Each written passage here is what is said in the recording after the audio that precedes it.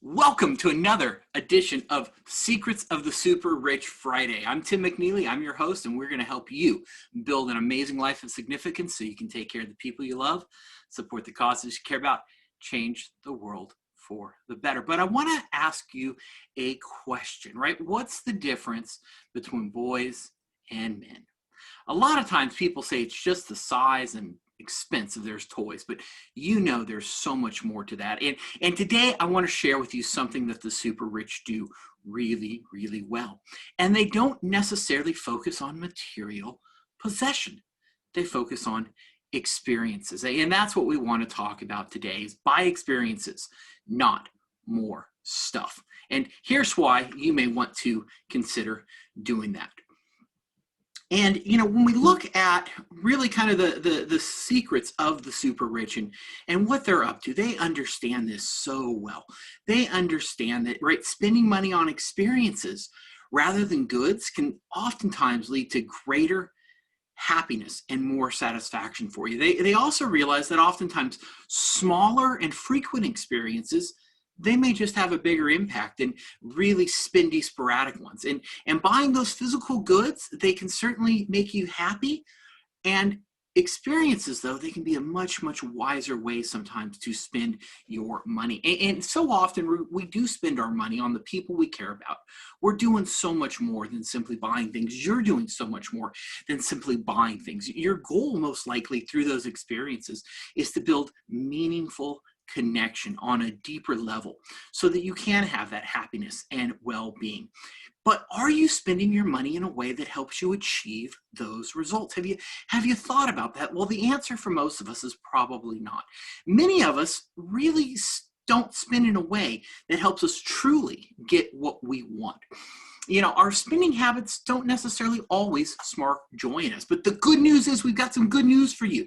I want to share with you how you can focus your spending habits and how you can really start looking at some great things to do. Now, when it comes to the value of experiences, right, I want to help you be a good spender. I want to help you spend your wealth that you've created wisely. And we're going to dive in and we're going to look at 4 key areas and 4 kind of takeaways that you can consider as you're looking at experiences and why these may make sense for you.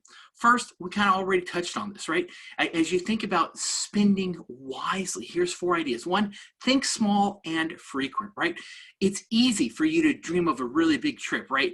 Maybe you want to go on that major safari, or you want to go drive race cars around Laguna Seca, one of the famous racetracks in the entire world. It's easy sometimes to think big and expensive, those grand vacations, but spending sometimes on smaller experiences can give you more satisfaction and more bang for your buck. That's because these minor events and minor purchases, they tend to have more novelty and they'll bring about a burst of excitement. Sometimes those big events, we get that burst of excitement, but then it fades off and it doesn't last as long as you'd like it to last. Second, give experiential gifts. Spending money can help you benefit others, right? It can increase your happiness and the happiness of the people you love, right? As you're building that amazing life of significance, you want to take care of the people you love, support those causes you care about. And so often, instead of giving someone physical gifts, you can invest in them and give them an experience. So what might an example of that look like? Maybe the next time it's your wife's birthday, instead of getting her something else for the house, give her a spa weekend experience for herself and one of her friends, right? Give her an experience. Or the same may be for your daughter if he's into base, or your son or daughter if they're into sports. Send them off to sport camp for a bit, right? Give experiences. The third thing you can consider is renting to diversify your experiences, right?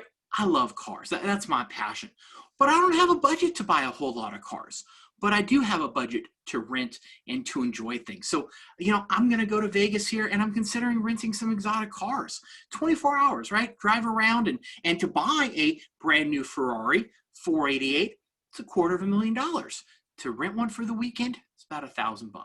So you can rent to diversify your experiences. And the same is not just true for cars, but it's also true for homes and experiences and sailboats. That way you don't have to deal with the headache of ownership. And then lastly, the last thing you may want to consider is spending on learning-based experiences. I'm a lifelong learner. You may consider yourself a lifelong learner, especially if you are that entrepreneur. You believe in lifetime learning. And so you can consider targeting some of your experience dollars on classes that are going to teach you that new hobby or new skill set or thing that you enjoy. Once again, I enjoy wine, right? That's another one of my hobbies. And so I spend money going through classes. I'm a level 1 certified sommelier. I plan on going through the rest of the Wine and Education Spirits Trust because I'm spending my money on experiences and gaining knowledge. And that's something you can consider also. Now, I want to make a point here, right? You don't have to avoid buying physical goods.